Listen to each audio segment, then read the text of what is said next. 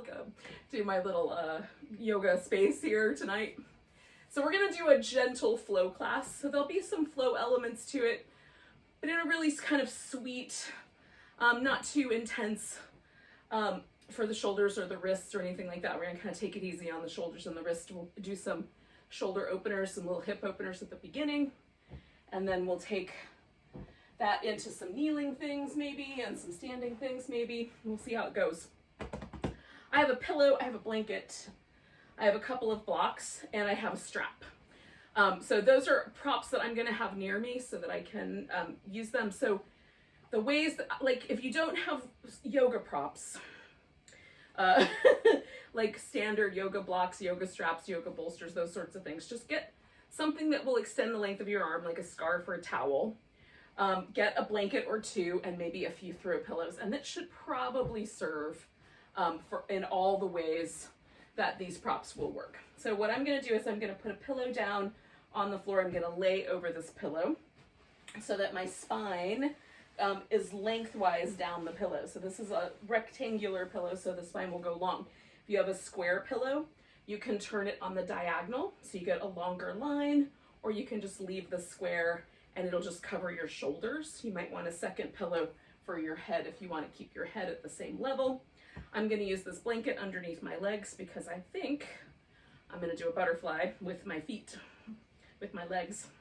And if that turns out that I like it and I keep it, then I'm going to want the blanket for extra support. Okay, so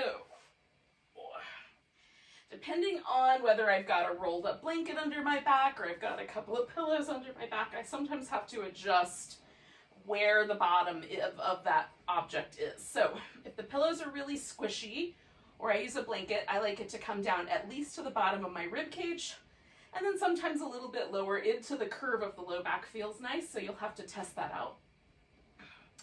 With something like this pillow, it's a little bit more bulky.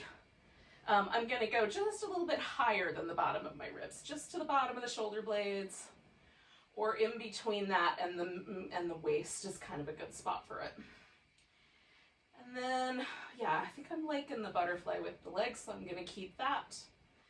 And then I'm going to let my arms stay relatively close. Now, if I stretch my arms out to the side, I get a much stronger pull through my chest muscle, my pectoralis muscle, so that feels more spicy to me. Arms closer in, a little less spicy. So depending on what you want, if your shoulders have been kind of tight and you want it to get a little bit spicier, you can certainly do that. You can kind of let your arms drift out as we hang out with this pose for a bit. And by the end, maybe be extended out a little farther.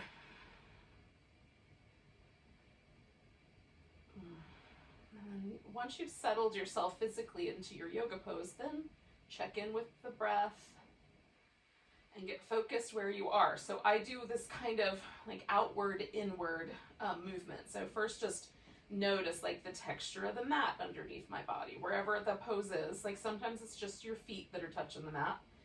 In this case, I am feeling a lot of the texture of the mat on the backs of my arms and on the sides of my feet and that sort of thing. So I'm just noticing that. I'm noticing how, like, what the sounds are in the environment that I'm settling into, so that there's just a recognition that I'm here in this environment right now.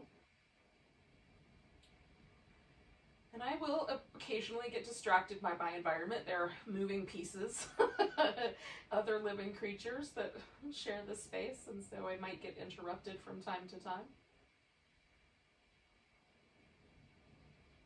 And for now, I'll just let myself come back to my practice as soon as I catch myself getting distracted. So that's the outside, and then the next layer, of course, is to notice how my body is holding tension or stress from the day. Am I tensing muscles up around the sides of my temples or my jaw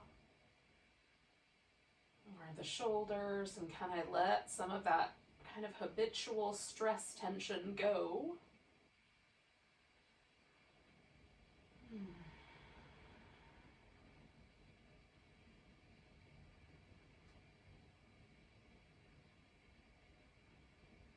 And then I come in a little deeper still into my thoughts and my emotional state, and if there's been some ups and downs today or in general in my life, I try to just acknowledge that those things are there, but for the time being, I'm going to set some of that thought pattern aside. So rather than get caught in the loops of thought that I often spend time circulating around in, I'm going to use the power of my mind and my emotions to just be present for this moment that I'm in right now. And again, acknowledging that those things might distract me, but I'm going to come back, just making that commitment to myself.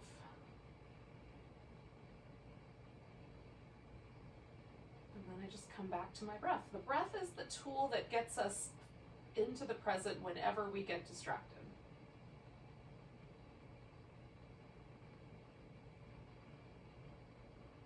Just come back home. Pick your favorite spot to notice the breath, whether that's the tips of your nostrils, or the rise and fall of your ribs or navel.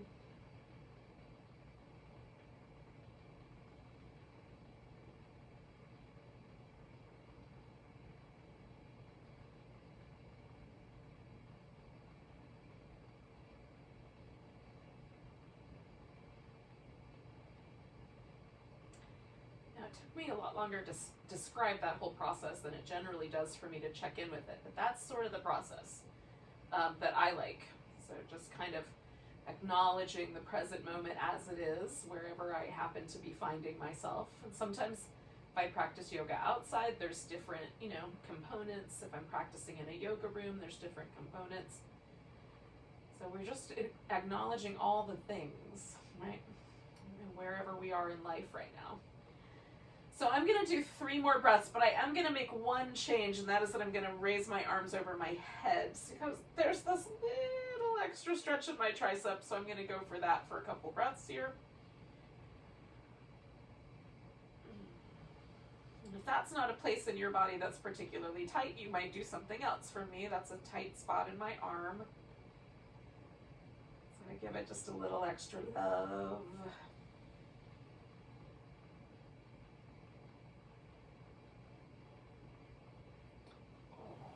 So then I'm going to bring my knees together and I'm going to get myself off of this pillow. And then coming back onto my back. Oh, sorry. Oh, it felt really good, y'all. That was my acknowledgement of a change of status there in my back. Oh, felt good. So I'm doing this little thing right here where I'm reaching my arm up far enough to get my shoulder blade sort of off to the side so that I can roll on the muscle that lives right in between. And I curl my tailbone in so I can press my upper back a little bit more deeply into the floor. Oh. And then I'm just going to let the back go soft and work the hips a little bit here, a little internal rotation to balance out that butterfly. Oh.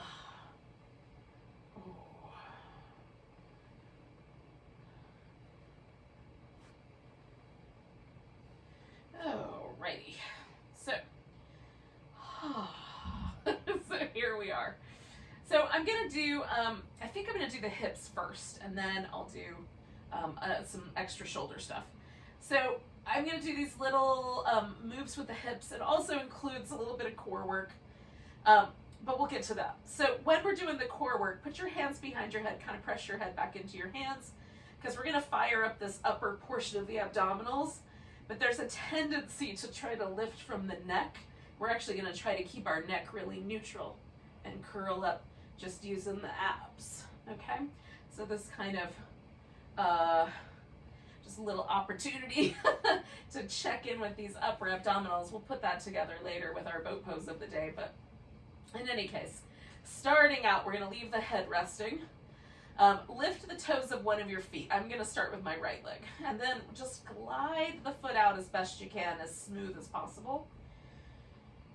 And then we're going to rotate the leg outward, rotate it back to center, and glide it back in. And then we're just going to do that 3 times. Just glide it out, rotate, rotate back, glide it in. Sometimes I have to skip over the edge of the mat. Okay, but as best I can, I'm doing a smooth movement. So feel yourself stretch out through that leg and glide it back. Now we're gonna stretch the leg out, toes stay pointing up.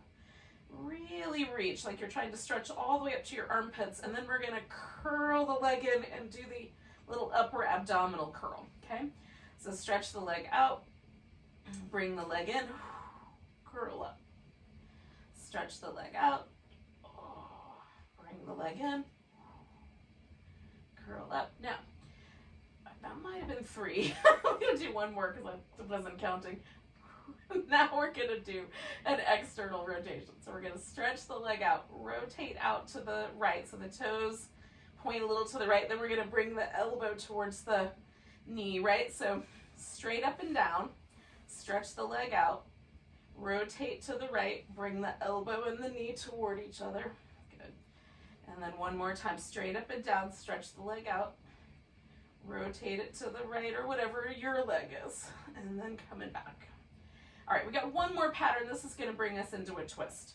So we're gonna stretch the leg out, that goes up straight up and down, then we're gonna rotate the leg towards the left and curl the left elbow towards that right knee. Stretch out, curl in. So again, trying to use the abdominal muscles to do the work here and not the neck or shoulder. Bring it in. And then one more time, we're gonna stretch this leg out and just rotate the leg to the outside, to the inside, to the outside, to the inside. Just do that a couple more times. Notice if when you're rolling it back and forth, there's any tension. You can do a little bit more of a shaky movement if you like to kind of release any tension there. Then draw the leg back and relax for a moment. So the feet are in this constructive rest position. And we're gonna try to let the hip flexor muscles soften. And just feel the deep muscles inside of the hip on the right side and on the left side. Just see if there's a difference between the two. These are really deep muscles. There's not a lot of sensory nerves associated with these muscles. So you may not feel a really huge difference, but just see if there is a difference. For me, there's a kind of pleasant warmth and a little bit of a sense of spaciousness, if that sounds like the right word. And if I take my finger or my thumb and I just run it across the seam right here where my leg meets my pelvis, on the right side, I don't encounter the same tendon that I am encountering on my left side. So there's tendons right here on the left that go, over the front of my hip, that on the left side I could almost feel like I could pluck them like guitar strings. They're quite prominent, but I can't really feel those on the right unless I dig in there. I can't find them if I dig. So that is an interesting phenomenon to me.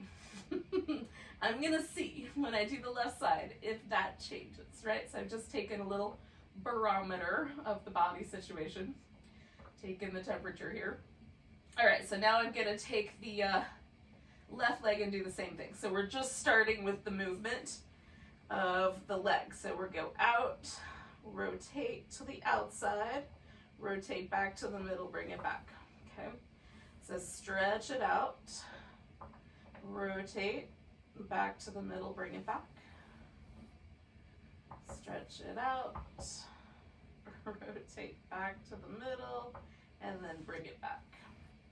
Now we're doing a little curl up with it. So we'll stretch the leg out straight up and down with the toes, straight down the middle. And again, I'm trying to keep my head and neck totally supported, so I have to do that work with my abdominal muscles. So stretch out, curl in. Doesn't matter how much you curl, your abdominal muscles are only going to lift you as far as they can before something gets in the way. So now rotating to the outside, and we'll do 3 of those. Straight up and down, stretch out, rotate to the left, bring it in, straight up and down, stretch it out, rotate to the left, curl it in. So this is where we go into the twist. So we're gonna stretch it out, rotate it to the right, bring the elbow and the knee toward each other on that diagonal, stretch, rotate in, diagonal, toes straight up and down as you lengthen out, rotate in, diagonal. All right, so now I'm done with my head here, done with my abs, so I can let that go, but I'm gonna rotate the leg through the internal and the external rotations. I try to stretch my leg just a little longer. And then draw the foot back as easy as you can, and then just pause and let everything relax back.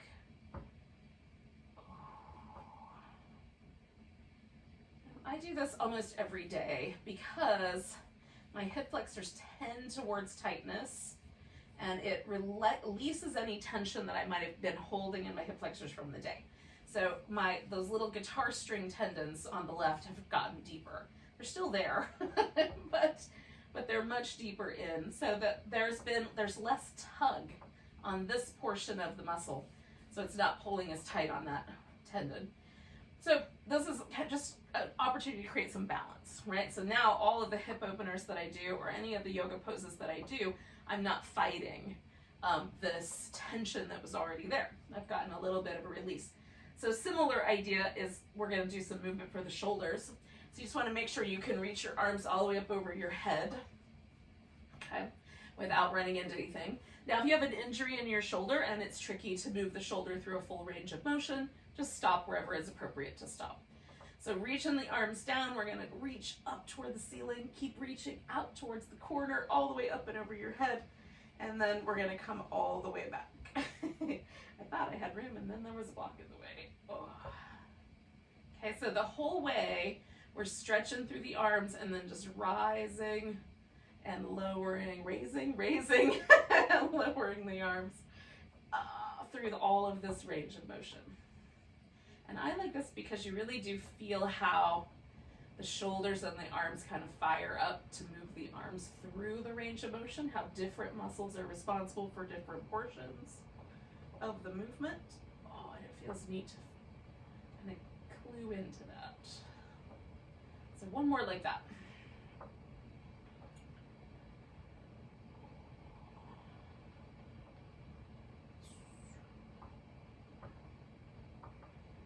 This is one of my favorites. So we're just gonna come to the chest height and then drop and grab your elbows. So one arm is on top and I'm gonna use that arm to pull. Okay, so my right arm is closer to my face, so I'm gonna pull on my left arm. And as I pull my left arm over to the right, I'm gonna also simultaneously draw that left shoulder blade back into my back. So when I pull on my arm, the shoulder blade wants to come out to the side. And then I'm resisting that effort with the muscles in my rotator cuff. So I'm drawing that shoulder blade back onto my back to stabilize it. And this is, for me anyway, kind of a fantastic way to release any tension from the rotator cuff muscles. You might have to change the position, like if the arm's a little lower, a little higher, it might make a difference in how it feels. If there's any numbness or tingling in your fingers, you definitely want to change the arm position. One more breath for me here. And I'm going to let that arm go and then just notice. So there's often a difference anyway between my two shoulders, but my left shoulder blade feels like it's taking up more space on the floor than the right. So now I just want to compare the two when I get done with the other side. So I'm grabbing my upper right arm, pulling that arm across with a pretty good amount of force, and then matching that force by drawing my shoulder blade back into my back as best I can. Trying to create a kind of equal pressure between the two impulses to pull the arm across and to seat the shoulder blade down. And then just breathing.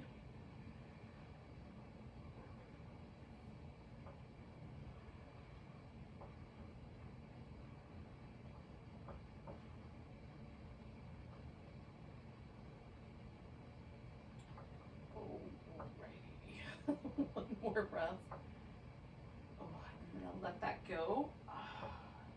And then just in comparison, there's still a slight difference for me between the left shoulder and the right, but there's a difference in the way the right shoulder feels when I compared it last time. Again, a little bit closer to the ground, a little bit broader sensation, like more of my shoulder blade is in contact with the earth.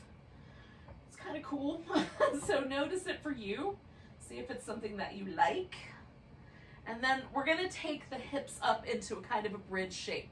So you could use a yoga block for that to support your hips And I like it a little bit on the lower side, but you might want to turn it up to a little bit higher position depending on your low back. You could also use a folded blanket. I'm going to use this pillow here. So we've got to get the hips up in the air. And make sure that whatever is underneath your hips is stable enough that you're not going to roll off of it. So make sure that it's in a good spot, so it's the heavy weight of your pelvis is on that object. All right. So then I've got one leg that's stretched all the way out and one leg that's brought in. Now that's the position that I'm going to do, but you could also put that leg on the floor and position yourself this way, or you can lift the legs up and position yourself this way, okay? So you have those options. I'm going to reach in here and grab this foot almost like I'm lunging for the time being. So I'm stretching out through this, through that left leg, and then my right leg, I'm just holding onto the foot. So you might hold onto the ankle, or you might hold onto the thigh, or you might use a strap to hold onto the foot and then hold onto the strap, okay? So that's up to you.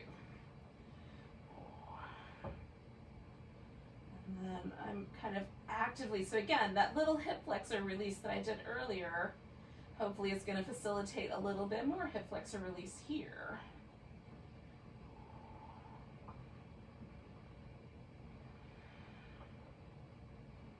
Now I'm going to take this leg across so that I get a little bit more into the kind of a slightly different spot in my hip. I'm going to lower this thigh bone.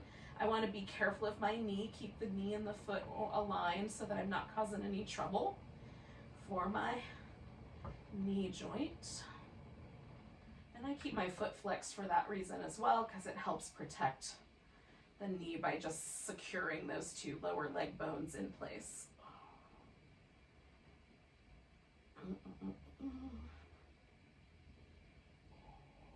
Now for me, this turns into like a pigeon. So the stretch goes more in the kind of underneath the glute. The leg comes down a little closer to the ground on the left side. So it's just changed it up a little bit. So I'm going to do 2 more breaths.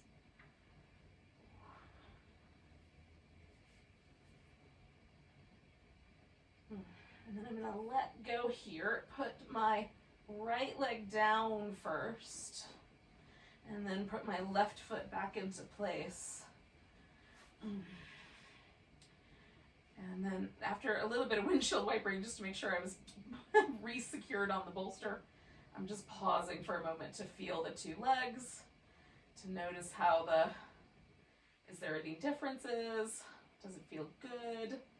You know, all the things to know whether I should do this again on the other side the same way. Because sometimes I've used a higher support and decided at the end of the first side that I really, it was too far, right? So you can make little modifications, like maybe you turn your block down a notch, or you add a blanket instead. Alrighty. So other side, for me this side is much tighter, so the right leg wants to hover up a little bit more, so it's a little bit more of an effort for me to get hold of everything. So again, I can modify. I can let that leg rise. I can hold on a little lower. Use a strap, whatever it is. So we're going to repeat this shape when we get to a lunge on the, kneeling lunge, but for now, can we tune into how doing this upside down might be a little different? And then I'm going to bring it back around into the kind of pigeon shape.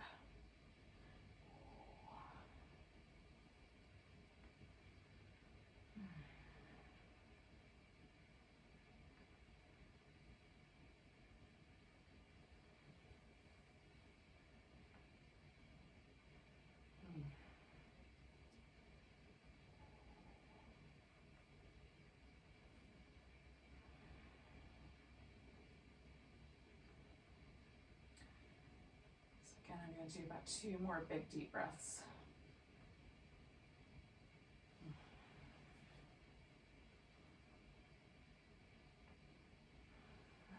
turn the left foot to the ground and then bring the right leg in.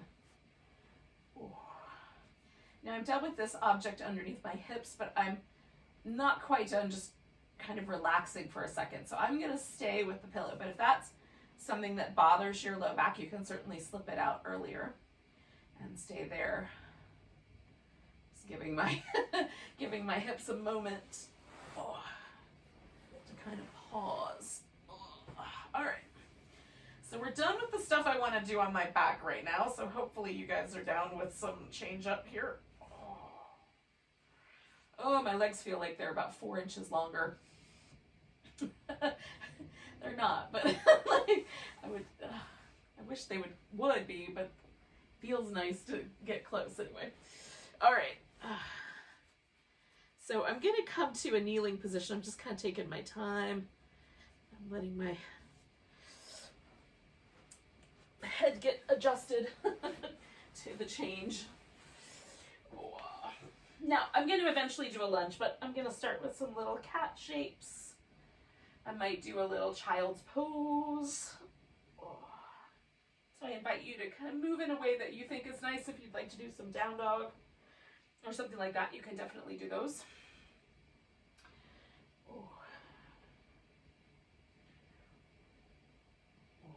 And then when you're ready, you can bring yourself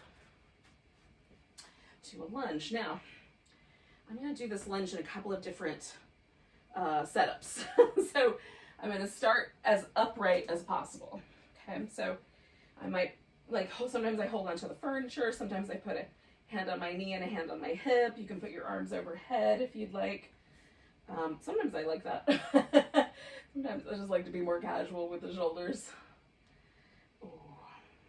One of my favorite things to do is sort of pulse in and out a little bit, just to sort of find the edges and catch hold, like just notice the vulnerable points.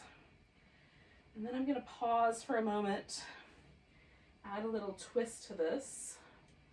Now you could get deeper into the twist, certainly put your elbow over your knee, that sort of thing. So you're welcome to try those.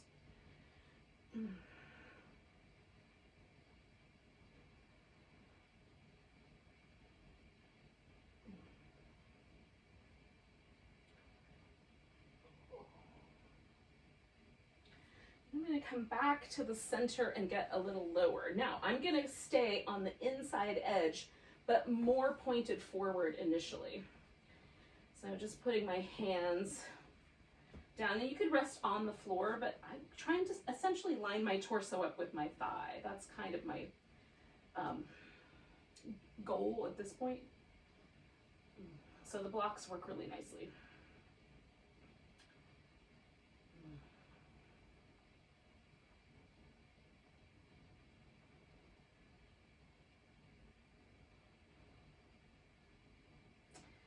Now I'm going to go down toward the ground, but to do this, I'm going to go a little more to the diagonal, and I'm going to employ a pillow so that as I lower down, my hip stops before it gets to the ground. Mine will go all the way to the ground.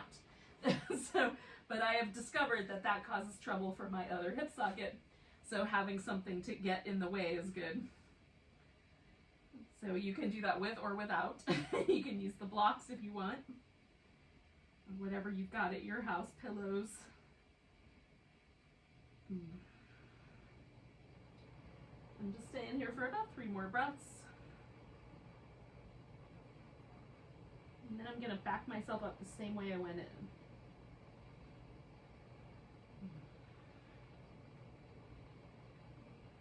So I'm going to come back to the point where I was pretty close to level with my hip. Come back a little to the center.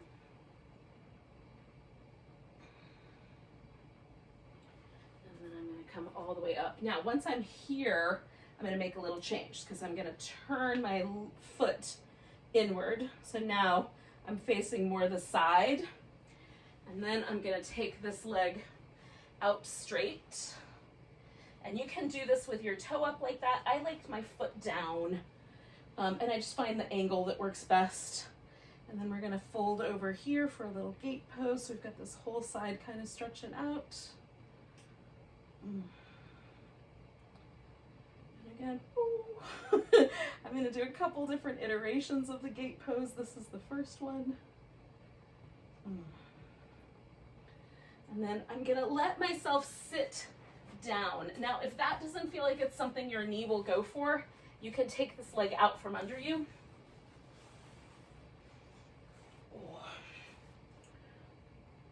And just put it up front or sit in a V instead.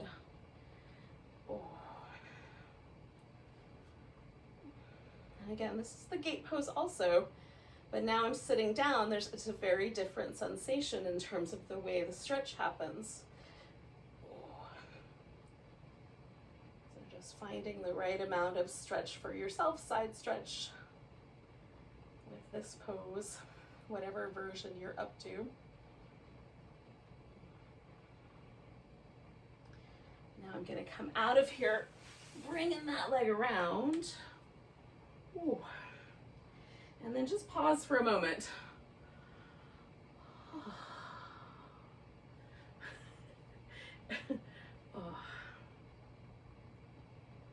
Just notice the parts, like, or parts of my body that we're holding on that I didn't realize we're holding on. That's always interesting. There's just really kind of lovely, warm, bubbly spaciousness that has happened in my hips. And then my spine still feels like it's leaning sideways, so I'm not quite ready to move yet to a different shape.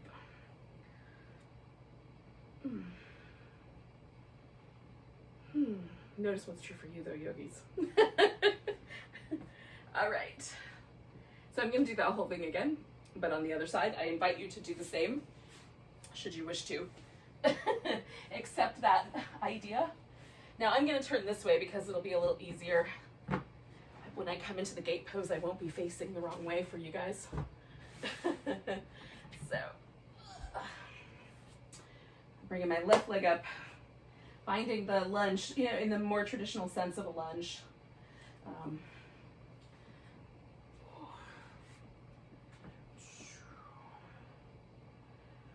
And kind of finding my way in.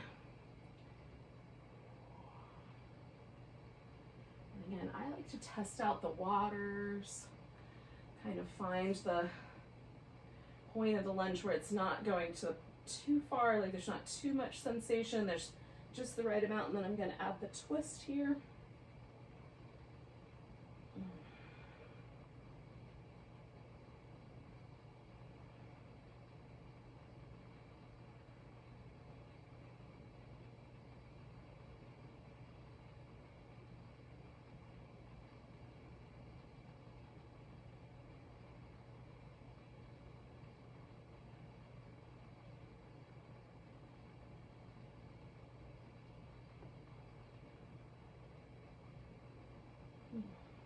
Okay, so now I'm going to come back and go into that position where my torso is mostly lined up with my thigh, and I'm still hugging the inside edge here.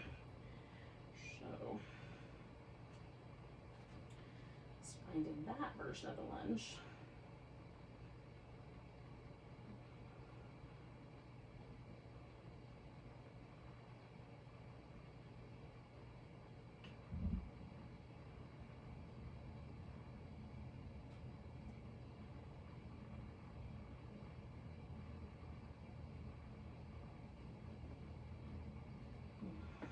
Then coming a little more to the diagonal, I'm going to take myself all the way down, or as close as I can get without causing trouble, toward the floor.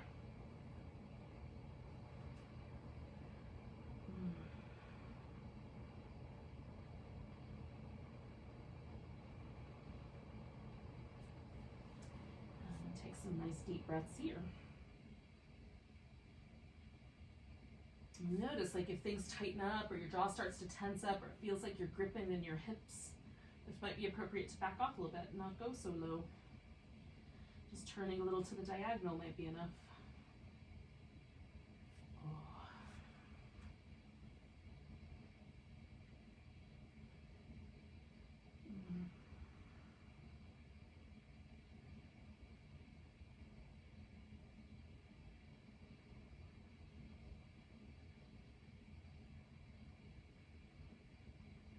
Take another breath, maybe two.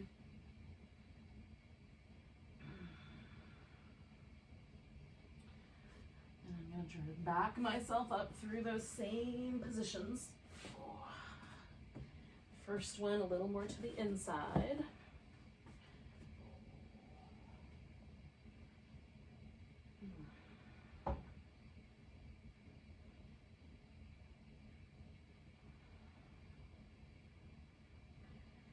And then the next one, lift it all the way up. And then I'm gonna turn this whole thing sideways and straighten out that leg.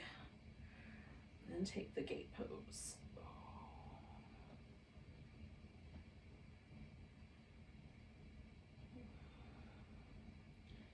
I'm not pushing on this leg at all. I'm using it for a little bit of balance. I want to be careful about not pushing on that leg. I really want to lift through it and press it into the ground.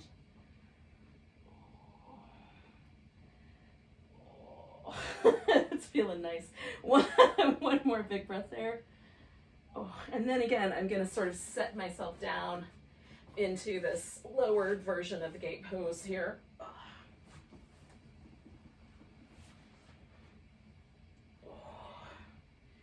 Which is very different than that first version.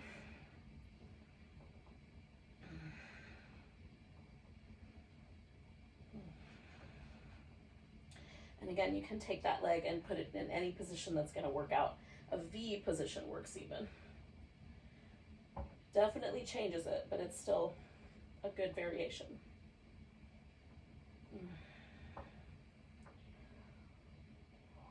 Last breath. And then I'm going to come out of here.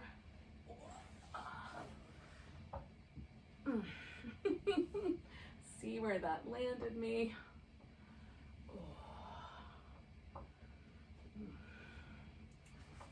That was fun.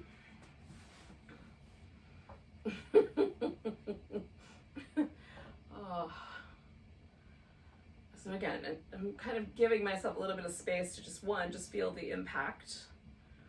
And then two, wait for that kind of sense that my spine is leaning to kind of change. Now, what's interesting to me is there's not nearly as much of the tension around my these little muscles in the neck and chest, not nearly as much tension there this time as there was coming out of there the last time. It was just interesting. Just notice what's true for you. I don't have an answer as to why that is. It's just something I'm noticing. That's the whole beauty of this thing, right? What we're doing when we come on our mat. We're doing a lot of things, but one of the things that we're doing is that we are taking a moment to just like climb back into the nest of ourselves, to just be with who we are. We don't have any of the roles that we have to play, none of the responsibilities. We just get to just pause and pay attention and notice, like, what is my body doing right now? What is my breath doing right now? And there's no judgment about it being right or wrong. Like, if you start adding that in, then it complicates things. It's just the sheer beauty of being present right here in this moment. A little vacation from all the other stuff going on in the world. And also a chance to get with what's real, because this is the real deal too. Okay, so I want to do some cobras, I want to do a little shoulder opener on the floor, that sort of jazz. So I'm going to start with some cat-cow, turn that into some cobras, and then we might do a little sphinxy frog.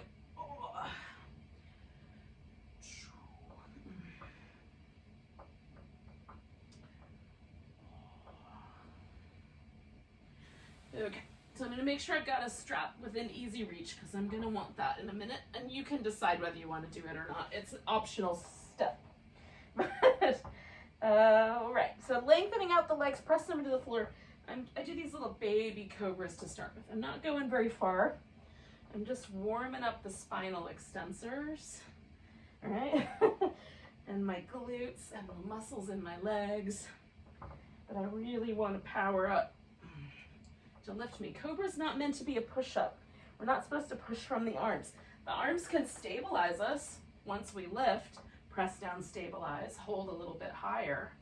But really we want to be doing the work with our back. And if I just sloppy push up it, Like, from the outside, maybe that looks like a cobra. It doesn't feel like a cobra, right? It doesn't feel like a cobra at all. And I don't know if you've ever had a chance to hold a snake in your hands. They are fascinating creatures because their muscle tone and muscle structure is very interesting in the way that they move, right? So the whole snake is an integrated kind of rippling movement pattern of muscle, right? And this pose was named after a snake. Now, I don't know if they intentionally named it after the way the snake's muscles work, but it uses its whole tail and everything when it lifts, right on? So we're using the legs, the back, working with the glutes, and then broadening out the chest to get that cobra sense. All of that is what we're after with the pose. Oh, it's nice. All right, so now we're gonna do something that's just held together, which is the Sphinx. You just prop up on your elbows. If you got tension in your neck, you can let that kind of go. Let your head hang, or you can keep your head kind of balanced, or you can kind of position yourself so that you let your head rest in your hands. That feels nice. And then I'm gonna just, for a few breaths, just reach out through my legs and kind of press the tops of my feet and the tops of my thighs into the floor. I'm using my glutes. It's almost like I'm trying to make my whole backside longer. So everything from my hip, my little sacral dimples, all the way out through the soles of the feet and the toes. I'm trying to make a longer shape there.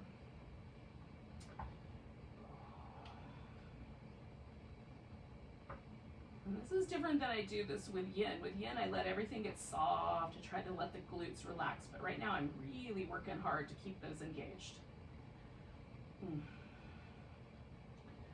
All right, so now I'm gonna let go a moment and rinse everything a little.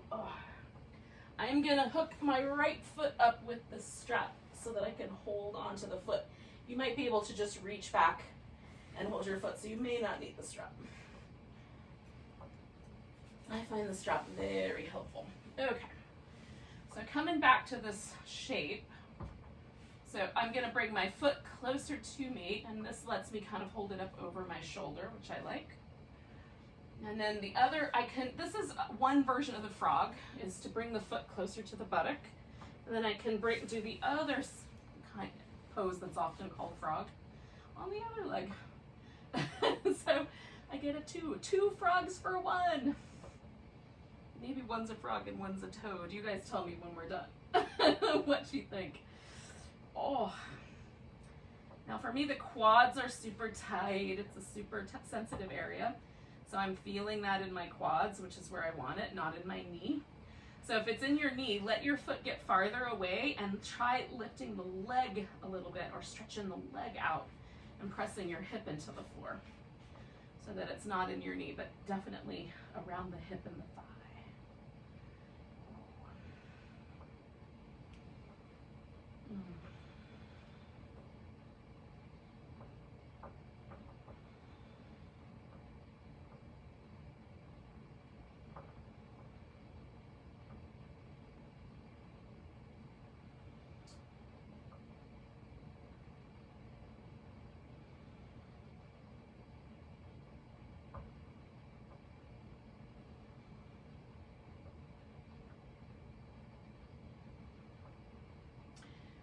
Take 2 more breaths here, yogis.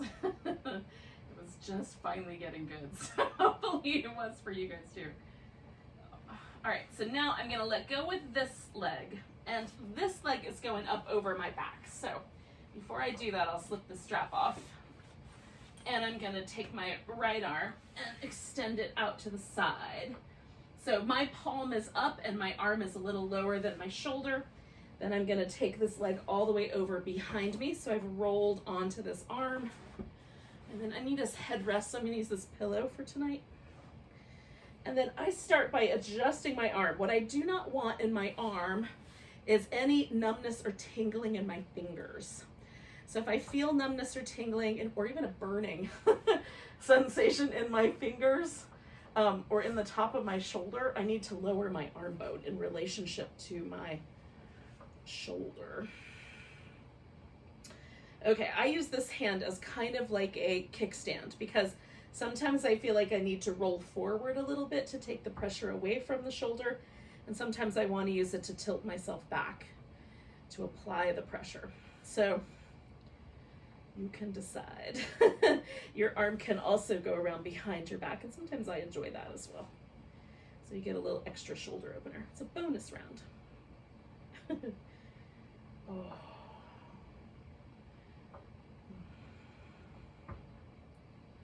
Now this is designed to kind of hit the anterior deltoid, the pec minor, and to some degree, all of the places where things attach along the front and top of the shoulder.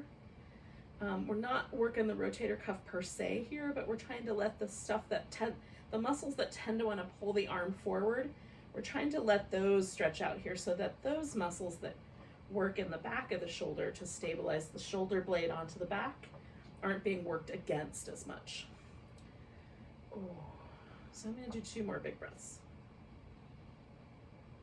It's feeling pretty nice. All right, so I'm coming back across with the leg, and I'm going to roll onto my side so that there's an opportunity just for me to kind of move my shoulder.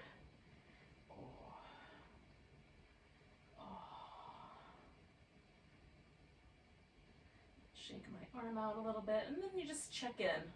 Like, was that good medicine or not such good medicine? How does it feel?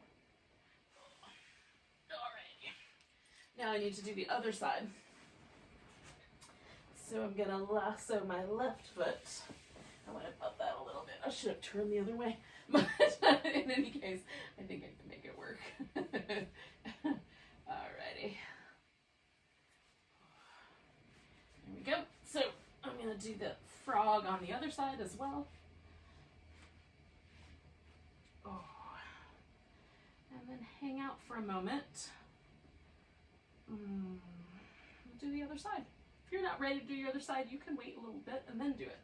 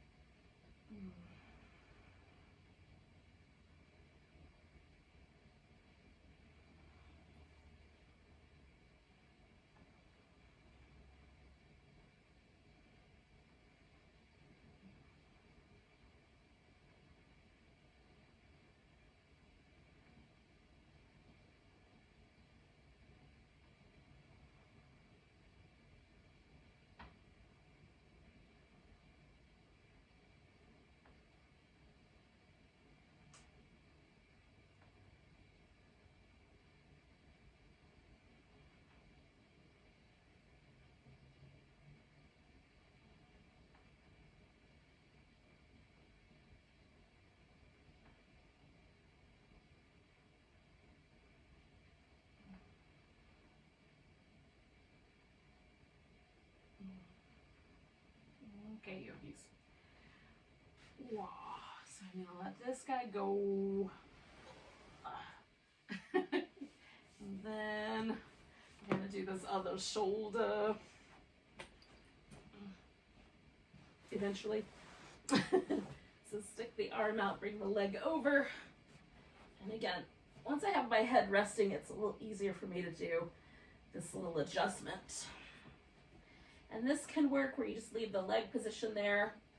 Like last time I did a longer leg and I just took a block and put it there in between so I could rest my top leg on my bottom leg a little easier.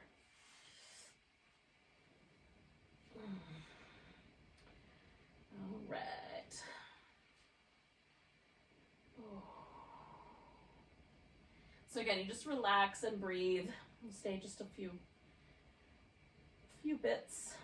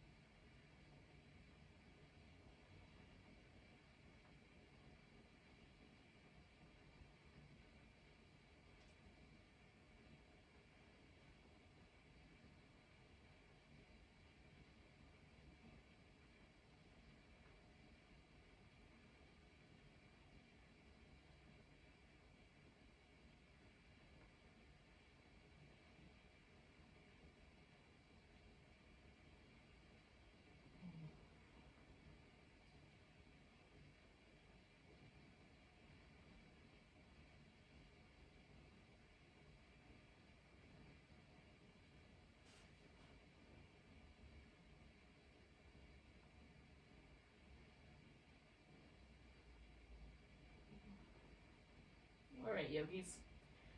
I'm going to take one more big breath and then bring everything back. And I'm going to lay on my side for a moment. And shake that arm out. Give the shoulder a little bit of movement. All right, that was fun. I don't know how you guys are feeling, but hopefully you're feeling pretty good. We've done some hip openers. We've done some lovely side bendy shapes. The only thing we haven't done yet is forward bendy shapes, so let's do that. I think this is turning into very much a sort of hanging out on the floor kind of practice tonight, which is, as far as I'm concerned, delightful. But hopefully you guys are on board with it as well. Okay, so I'm going to do 3 different things.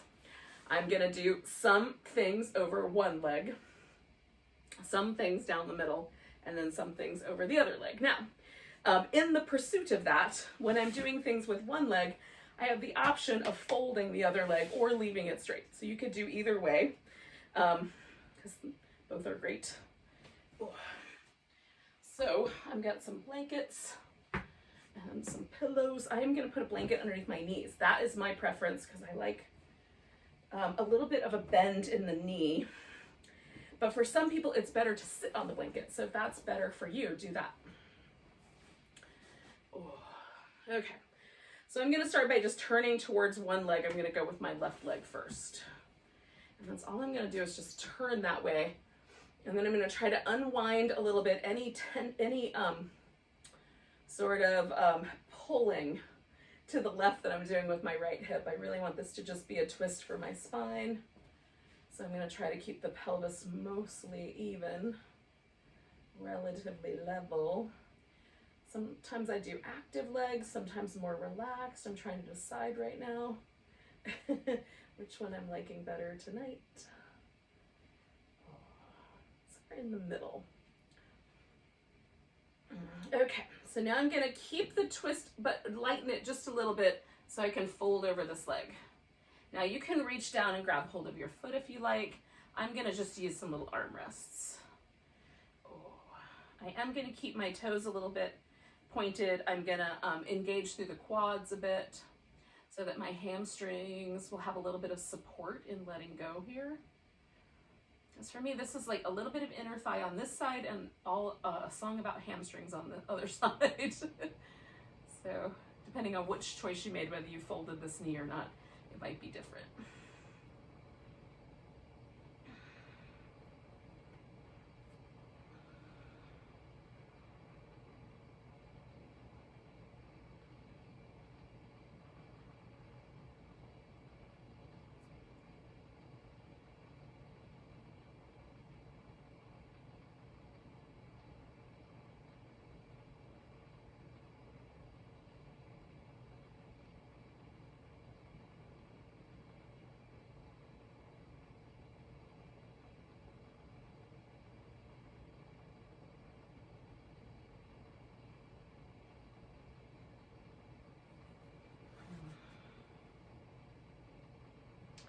Okay, so I'm coming up from there, turn into the center, and now I'm gonna fold forward. This might be something where you sit more upright, or you could even bring both feet in and do a butterfly shape here if you wanted to, instead of the wide V.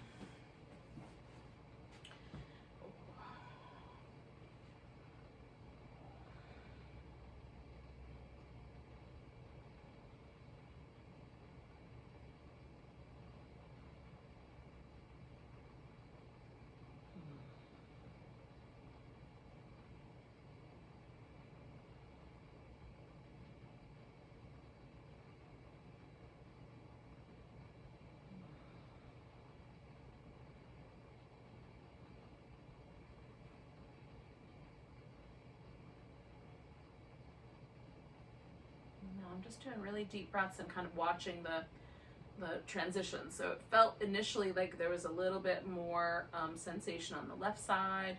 Now things are sort of getting a little more even through my back and through my glutes.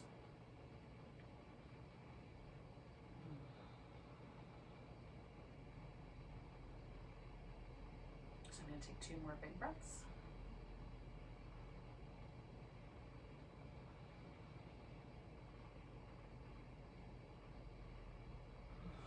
All right, now I'm going to come all the way up. All right. Now, not yet, but in a second. I'm going to do this other side the same way, but I need to let my back just shift just for a moment. Just, there we go. So there's a moment, I just can feel it. Hopefully you guys can too. I'm not out of my tree, but it's just a moment where everything just like, there's a sense of ease. And then I know, okay, I can go forward into the next shape.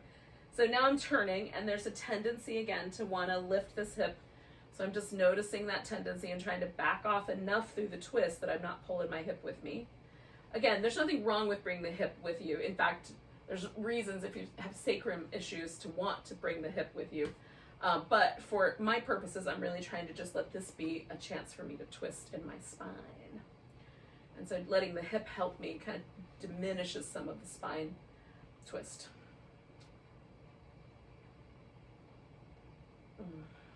And again, there's going to be a moment usually where I sort of feel like the twist settles and it gets a little lighter and a little easier. And then that's the moment I'm going to back off and fold forward. So you're welcome to do that whenever you feel like it's the right time.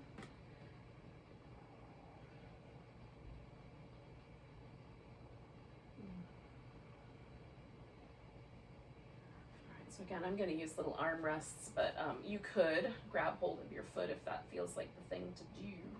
Use your strap if you want to use your strap for that.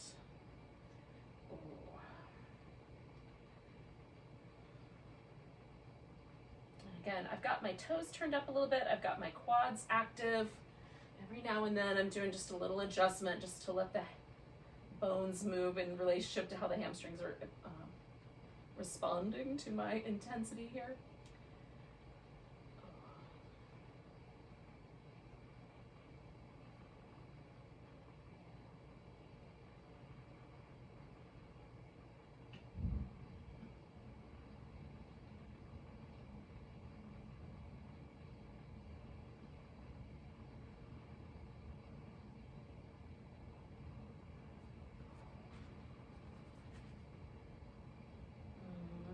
I'm going to do 3 more breaths, yogis.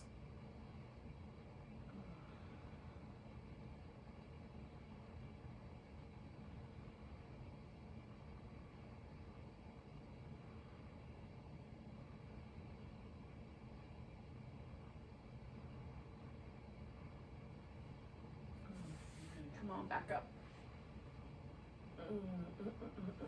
Now I'm going to bring my legs together just a little tiny bit more, like not all the way to touching, but a little bit closer together, because I'm going to do one more trip down the middle here, but I want it to be a little bit closer to the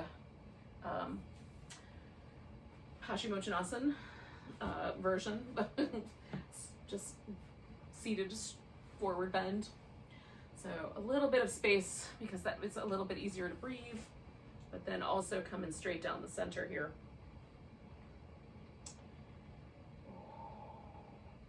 And you could do it with the butterfly legs again if you prefer.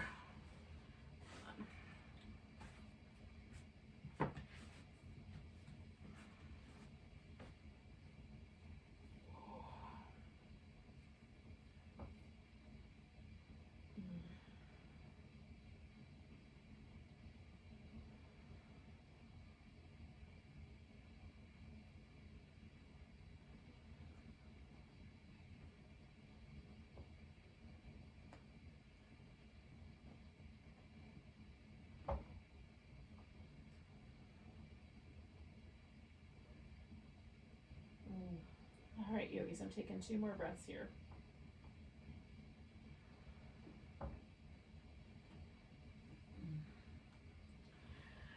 Yeah, and then I'm going to inhale my way up. Oh, all right. Oh, wow. Going into forward bends makes me feel like I'm going into a little cave all my own. Sometimes it makes it harder to communicate. One of the things I think is interesting is to try to notice, like, do different yoga poses give you different sorts of senses like that? Do they give you kind of a different perspective, or do they change the way you feel or function, you know, mentally and emotionally? It's interesting.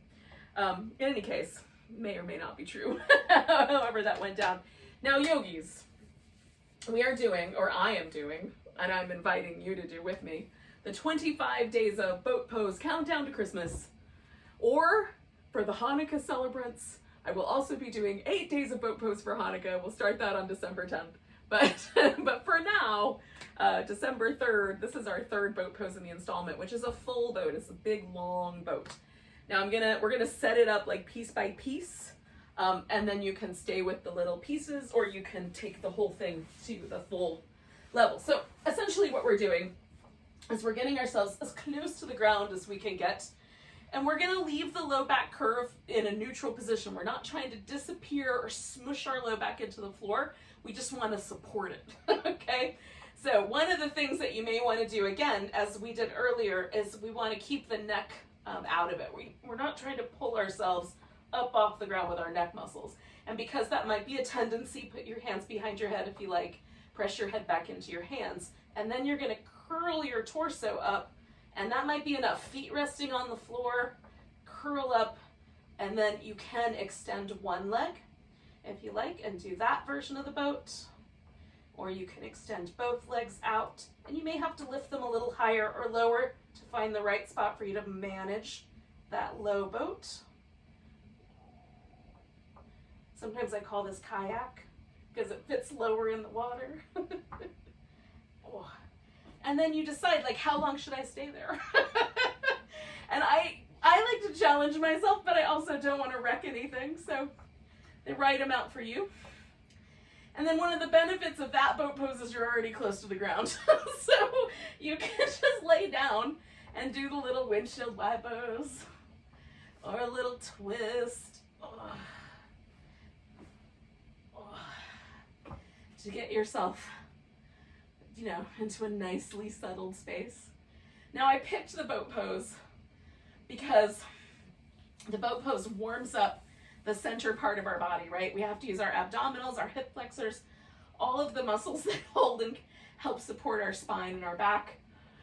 All of those muscles have to be recruited, and so it has a warming effect, which is really nice in the winter. And also, this is the area called the solar plexus, right? So it connects us to the light. In the Sanskrit, this is the Manipura chakra. Manipura means city of 1,000 gleaming jewels. And if you've never considered your belly a city of 1,000 gleaming jewels, I highly recommend it. Like, just rewrite the script on how you feel about your belly by considering it a city of 1,000 gleaming jewels. In any case, so there's an implication of bringing more light, of bringing more stability. This is the area of the body where we feel when we're uncertain, right? We get butterflies in our stomach, or we have gut instincts that we want to go with because we know the truth in our gut, right? So this is the thing. So that's why I choose the boat pose. One, because it's a challenge. It does make it's something that's fun and hard to do. And two, because if there's any part of us that it's important to reconnect with during the holidays, it's our core. Our core values, our core beliefs, our core family or unit of friendship, whatever family we've created in this life, whether that was people we were born to or people that we made around us. All of that is our core, right? So, there, now I've given you the philosophical underpinnings of my notions here. And now we're going to do some Shavasana. Hopefully that sounds okay to you guys. If you need one more pose, like maybe you need a little happy baby or something like that, do that first. And then we're going to stretch out and relax.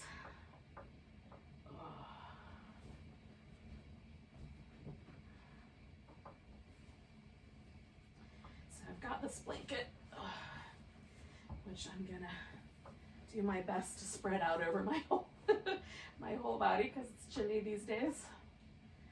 Oh, but if you need support under your head, like you can put some support under your head, whatever you need. Sometimes an eye pillow over your eyes is nice. So you could do that.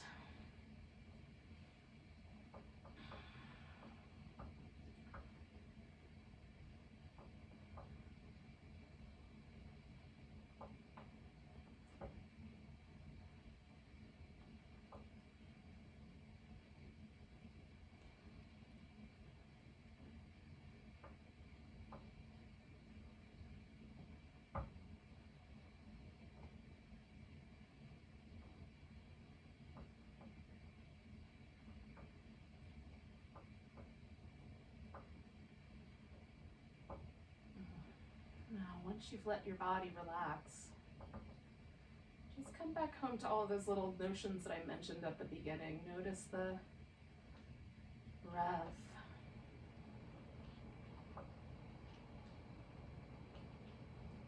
Notice any change that's occurred in the thoughts or emotions of the body.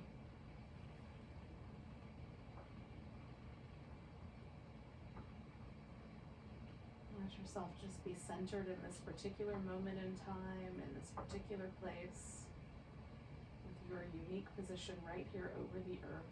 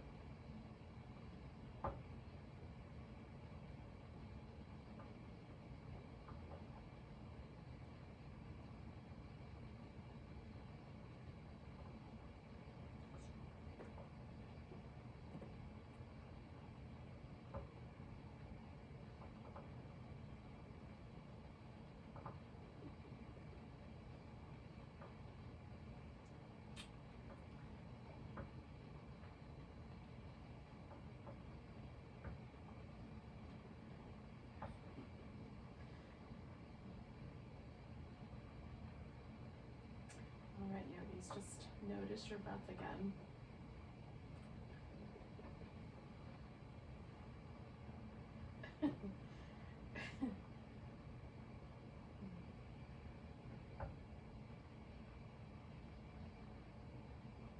Don't go anywhere right away, but do just come home to the breath and feel the body breathing gently.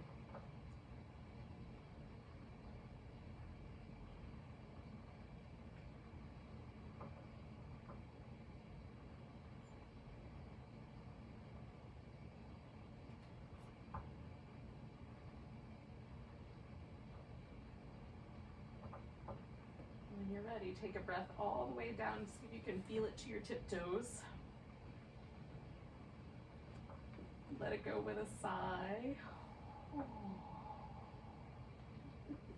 And then you can wiggle your fingers and toes. Stretch them out, give them a wiggle again. Do the wrist and ankles. Oh, that feels so good. Give yourself a big old stretch.